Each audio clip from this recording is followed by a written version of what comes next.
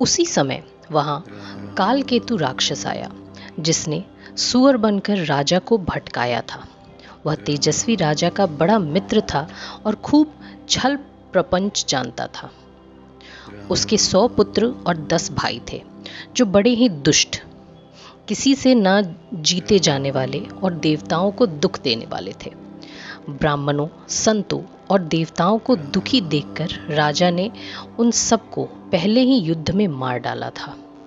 उस दुष्ट ने पिछला वैर याद करके तपस्वी राजा से मिलकर सलाह विचारी और जिस प्रकार शत्रु का नाश हो वही उपाय रचा।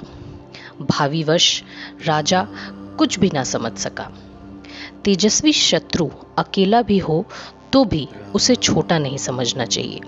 जिसका सिर मात्र बचा था वह राहु आज तक सूर्य चंद्रमा को दुख देता है।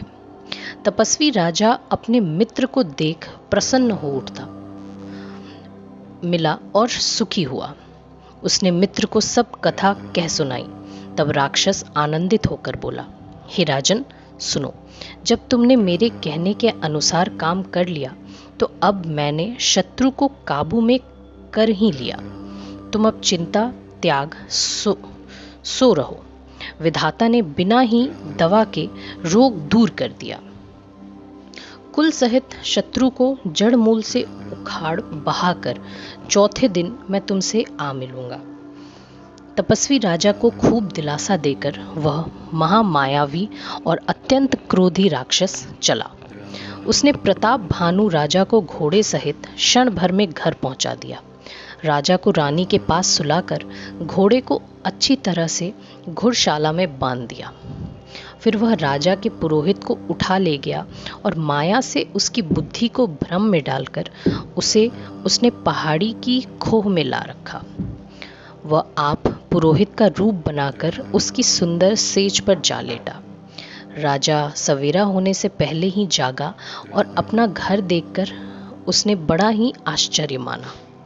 मन में मुनि की महिमा का अनुमान करके वह धीरे से उठा, जिसमें रानी न जान पाए। फिर उसी घोड़े पर चढ़ के वन को चला। नगर के किसी भी स्त्री पुरुष ने नहीं जाना। दोपहर बीत जाने पर राजा आया। घर घर उत्सव होने लगे और बधावा बजने लगा। जब राजा ने पुरोहित को देखा तब वह उसी कार्य का स्मरण कर उसे आश्चर्य से देखने लगा। राजा को 3 दिन युग के समान बीते। उसकी बुद्धि कपटी मुनि के चरणों में लगी रही।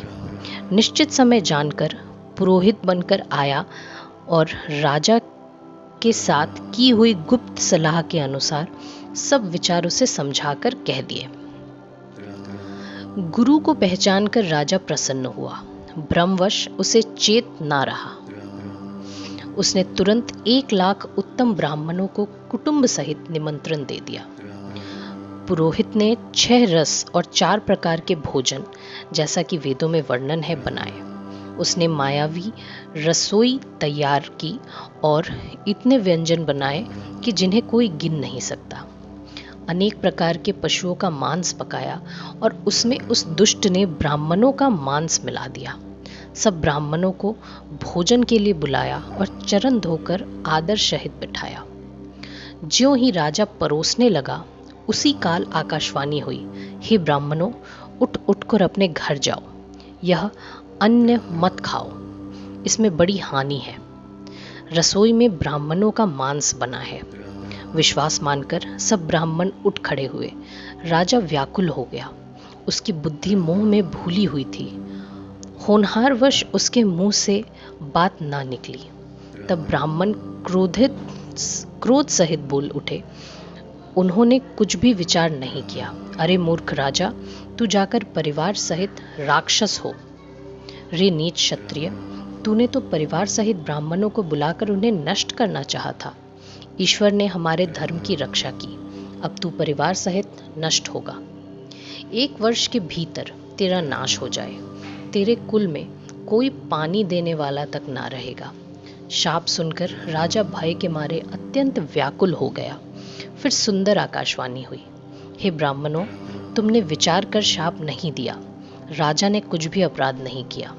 आकाशवाणी सुनकर सब ब्राह्मण चकित हो गए। तब राजा वहां गया जहां भोजन बना था। देखा तो वहां न भोजन था न रसोइया, ब्राह्मण ही था। तब राजा मन में अपार चिंता करता हुआ लौटा। उसने ब्राह्मणों को सब वृत्तांत सुनाया और भयभीत और व्याकुल होकर वह पृथ्वी पर गिर पड़ा। हे राजन, यद्यपि तुम्हारा दोष नहीं है तो भी होनहार नहीं मिटता। ब्राह्मणों का शाप बहुत ही भयानक होता है, यह किसी तरह भी टाले टल नहीं सकता। ऐसा कहकर सब ब्राह्मण चले गए। नगरवासियों ने यह समाचार पाया तो वे चिंता करने और विधाता को दोष देने लगे, जिसने हंस बनाते बनाते कौवा कर दिया। पुरोहित को उसके घर पहुंचाकर असुर ने तपस्वी को खबर दी। उस दुष्ट ने जहां तहां पत्र भेजे, जिससे सब राजा सेना सजाकर दौड़े और उन्होंने डंका बजाकर नगर को घेर लिया। नित्य प्रति अनेक प्रकार से लड़ाई होने लगी। सब योद्धा करनी करके रण में जूझ मरे। राजा भी भाई सहित खेत रहा। सत्य के तुके कुल में कोई नहीं बचा। ब्राह्मणों का शाप झूठा कैसे हो सकता था। शत्रु को जीतकर नगर को बसाकर सब राजा विजय और यश पाकर अपने अपने नगर को चले गए।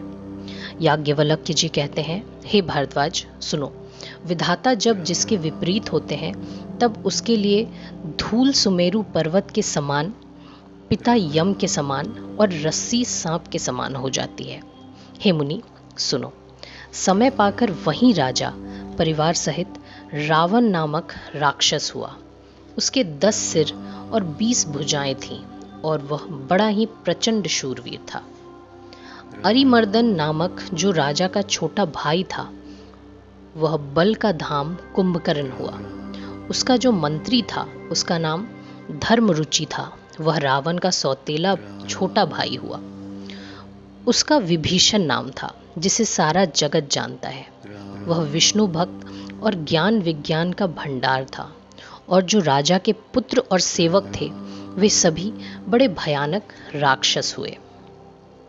वे सब अनेकों जाति के मनमाना रूप धारण करने वाले दुष्ट, कुटिल, भयंकर, विवेक रहित, निर्दयी, हिंसक, पापी और संसार भर को दुख देने वाले हुए। उनका वर्णन नहीं हो सकता। यद्यपि वे पुलत्स्य ऋषि के पवित्र, निर्मल और अनुपम कुल में उत्पन्न हुए, तथापि ब्राह्मणों के शाप के कारण वे सब पाप रूप हुए। तीनों भाइयों ने अनेकों प्रकार की बड़ी ही कठिन तपस्या की, जिसका वर्णन नहीं हो सकता।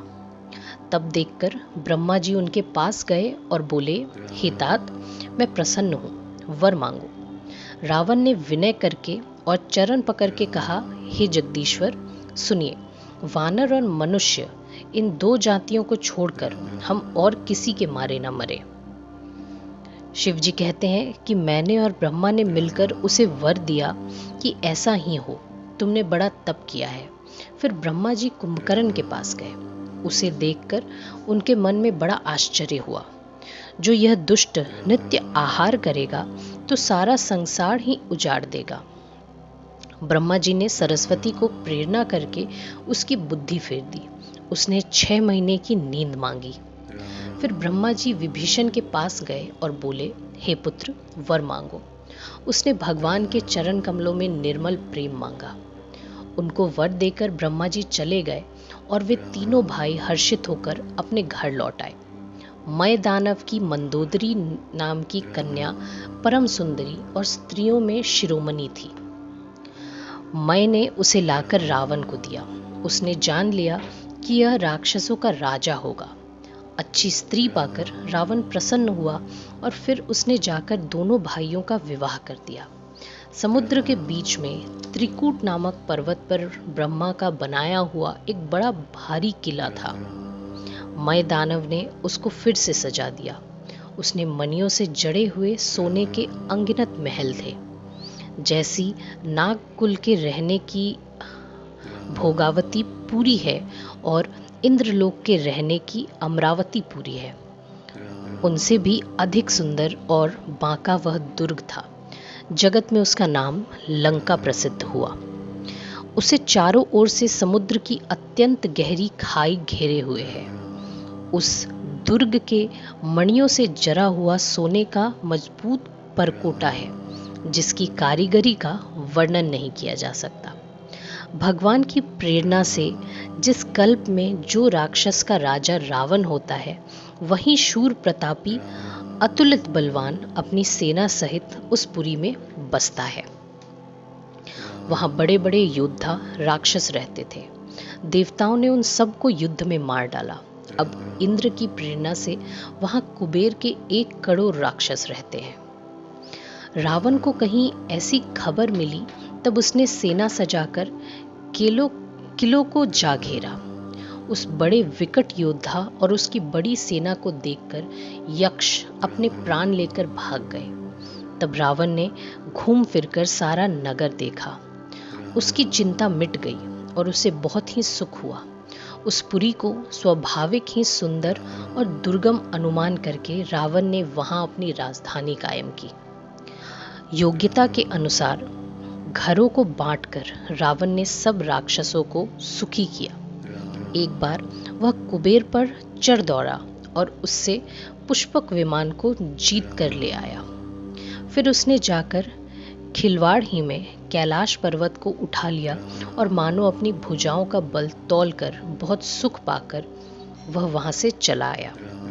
सुख, संपत्ति, पुत्र, सेना, सहायक, जय, प्रताप, बल, बुद्धि और बड़ाई, यह सब उसके नित्य नए बढ़ते जाते थे, जैसे प्रत्येक लाभ पर लोभ बढ़ता है। अत्यंत बलवान कुंभकर्ण सा उसका भाई था, जिसके जोड़ का योद्धा जगत में पैदा ही नहीं हुआ। वह मदिरा पीकर 6 महीने सोया करता था। उसके जागते ही तीनों लोकों में तहलका मच जाता था। यदि वह प्रतिदिन भोजन करता, तब तो संपूर्ण विश्व शीघ्र ही चौपट हो जाता। रणधीर ऐसा था कि जिसका वर्णन नहीं किया जा सकता। उसके ऐसे असंख्य बलवान वीर थे। मेघनाथ रावण का बड़ा लड़का था, जिसका जगत के योद्धाओं में पहला नंबर था। रण में कोई भी उसका सामना नहीं कर सकता था। स्वर्ग में तो नित्य भगदड़ मची रहती थी। दुर्मुख, अकंपन, वज्रदंत, धूमकेतु और अतिकाय आदि ऐसे अनेक योद्धा थे जो अकेले ही सारे जगत को जीत सकते थे। सभी राक्षस मनमाना रूप बना सकते थे और माया जानते थे। उनके दया धर्म स्वप्न में भी नहीं था। एक बार सभा में बैठे हुए रावण ने अपनी अंगनित परिवार को देखा। पुत्र, पौत्र, कुटुंबी और सेवक ढेर के ढेर थे। राक्षसों की जातियों को तो गिन ही कौन सकता था।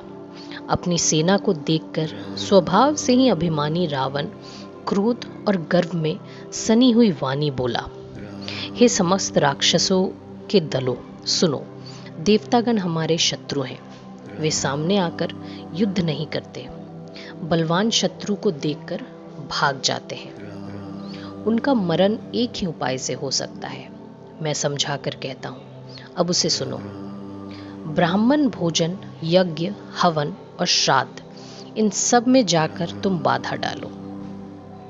भूख से दुर्बल और बलहीन होकर देवता सहज ही में आ मिलेंगे, तब उनको मैं मार डालूंगा अथवा भली भांति अपने अधीन करके छोड़ दूंगा। फिर उसने मेघनाथ को बुलवाया और सिखा पढ़ा के उसके बल और वैर भाव को उत्तेजना दी। हे पुत्र, जो देवता रण में धीर और बलवान हैं और जिन्हें लड़ने का अभिमान है, उन्हें युद्ध में जीत कर बांध लाना। बेटे ने उठकर पिता की आज्ञा को शिरोधार्य किया। इसी तरह उसने सबको आज्ञा दी और आप ही हाथ में गदा लेकर चल दिया। रावण के चलने से पृथ्वी डगमगाने लगी और उसकी गर्जना से देवरमनियों के भी गर्व गिरने लगे। रावण को क्रोध सहित आते हुए देखकर देवताओं ने सुमेरु पर्वत की गुफाएं नर्तकी। दिक्पालों के सारे सुंदर लोकों को रावण ने सूना पाया। वह बार बार भारी सिंह गर्जना करके देवताओं को ललकार ललकार कर गालियां देता था। रावण के मद में मतवाला होकर वह अपनी जोड़ी का योद्धा खोजता हुआ जगत भर में दौड़ता फिरा, परंतु उसे ऐसा योद्धा कहीं नहीं मिला। सूर्य, चंद्रमा, वायु, वरुण, कुबेर, अग्नि, काल और यम आदि सब अधिकारी, किन्नर, सिद्ध, मनुष्य, देवता और नाग, सभी के पीछे वह हठपूर्वक पड़ गया। ब्रह्मा जी की सृष्टि में जहां तक शरीरधारी स्त्री पुरुष थे, सभी रावण के अधीन हो गए। डर के मारे सभी उसकी आज्ञा का पालन करते थे और नित्य आकर नम्रता पूर्वक उसके चरणों में सिर नवाते थे। उसने भुजाओं के बल से सारे विश्व को वश में कर लिया, किसी को स्वतंत्र नहीं रहने दिया। मंडलिक राजाओं का शिरोमणि रावण अपने इच्छा अनुसार राज्य करने लगा। देवता, यक्ष, गंधर्व, मनुष्य, किन्नर और नागों की कन्याओं तथा बहुत सी अन्य सुंदरी और उत्तम स्त्रियों को उसने अपनी भुजाओं के बल से जीतकर ब्याह लिया। मेघनाद से उसने जो कुछ कहा उसे उसने मानो पहले से ही कर रखा था। जिनको पहले ही आज्ञा दे रखी थी, उन्होंने जो करतूतें की उन्हें सुनो। सब राक्षसों के समूह देखने में बड़े भयानक, पापी और देवताओं को दुख देने वाले थे। वे असुरों के समूह उपद्रव करते थे और माया से अनेकों प्रकार से रूप धरते थे। जिस प्रकार धर्म की जड़ कटे, वे वहीं सब वेद विरुद्ध काम करते थे। जिस स्थान में वे गौ और ब्राह्मणों को पाते थे, उसी नगर, गांव और पूर्वे में आग लगा देते थे। कहीं भी शुभ आचरण नहीं होते थे।